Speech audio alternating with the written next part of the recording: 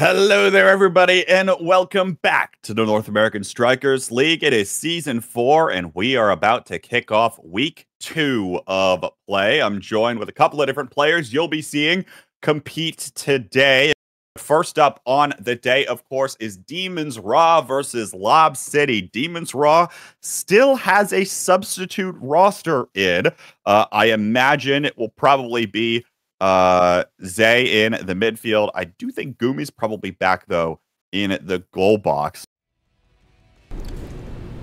Demons RAHH went into their match down by two main roster players in Kind and Snake, but proved that they were just as strong with Say Forever in the midfield slot and Fiery taking over for Snake as the forward. Game 1 took place on Taiko Temple and ended in a swift 3-0 victory for the Demons, and Lob City was only able to get 3 goals by the end of the match.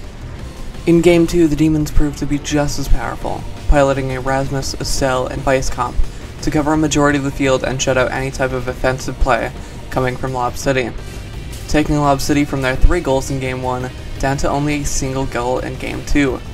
Demons RAHH is back for Season 4, seemingly stronger than ever, coming into the second week after their Game 3 loss to the Cosmic Calamities last week. He needs to save the orbs, or else there's just absolutely no way that Lob City is going to win this. So, to be completely honest, a really good decision, even though you hate to see it. It's going to put you on series point now, but, you know, you have to be a little bit Machiavellian with what's going on here right now in these games. Yeah, we'll see if they're going to be able to hold on to the point now, sending it back over to Supernova, and that's it! Fiery finds the pendulum swing, and the 3-0 sweep in the final set will give a full 6-0, 2-0 win to Demons RAHH as they move themselves to 1-1. Match 2 is Sad Boys versus Last Call. Sad Boys were prepared to make a showing this week, playing their main roster that has been tested time and time again, and they were able to prove why they deserve their spot as the current number 1 of the league. Sad Boys took Last Call to clear in Corporate Game number 1, playing the defense-oriented Asher in the net and utilizing the kill pressure and core control utilities of the Kazan and BOIS in order to keep the pressure on Last Call at almost all times. Last Call were able to show that they're definitely a strong team though, taking the boys to a goal 5 in 2 of the 3 sets that were played, scoring a total of 5 goals by the end of the match. Last Call took us down to the lab for Game 2, and the results of this match were pretty similar to the first.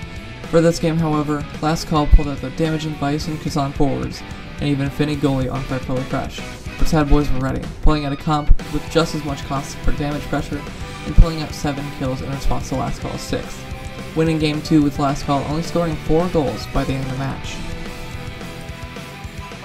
BON, it will go back into the hands of Rightfully Fresh, as there's the spin from Breezy, keeping the pressure on towards BON. Bells on the bottom, setting up with the rush, going in for the 1-versus-1. BON comes in for the assist. Rightfully Fresh fends it away yet again. Will keep holding on, but Bells redirects it to the bottom and closes things out for the Sad Boys. 3-2 in the final set. Well fought by Last Call, but the Sad Boys will walk away with a 2-0 finish and a 1-1 scoreline in Nassau.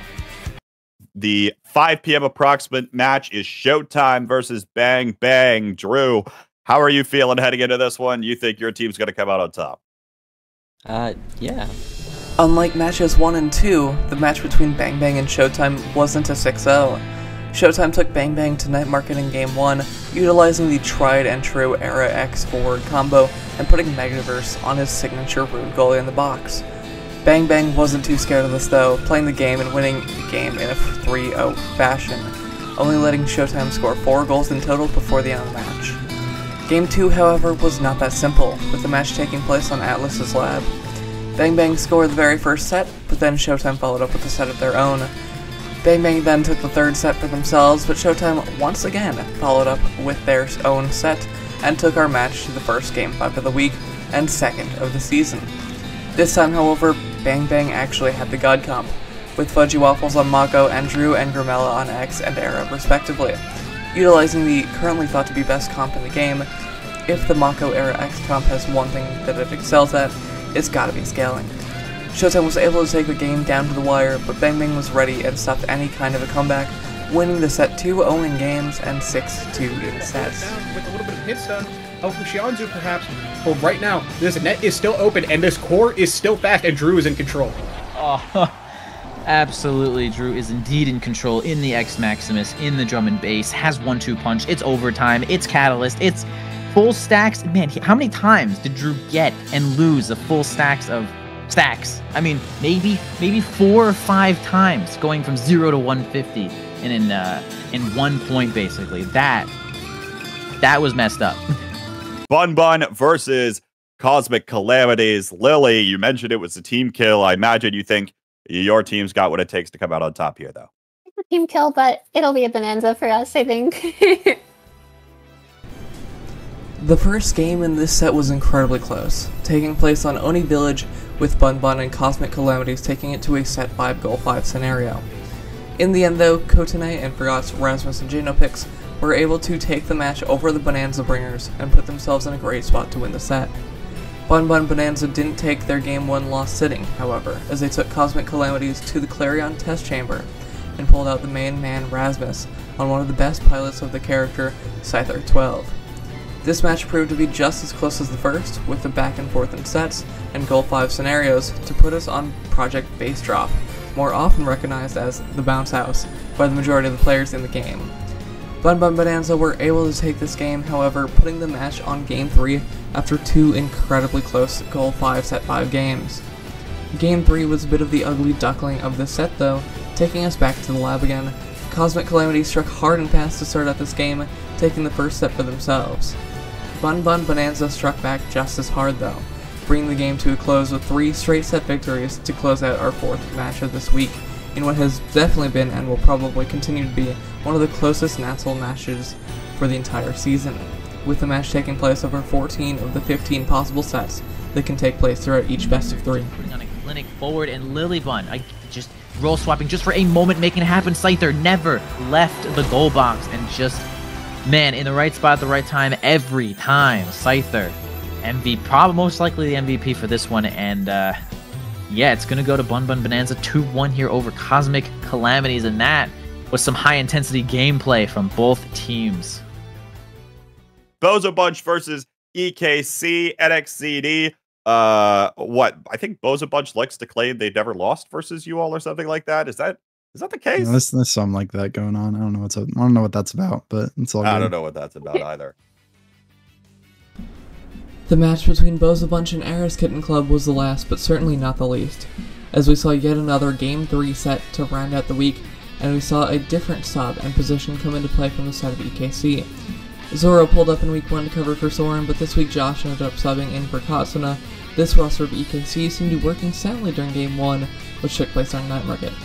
EKC managed to take the first 2 sets for themselves, putting them into a great lead going into set 3.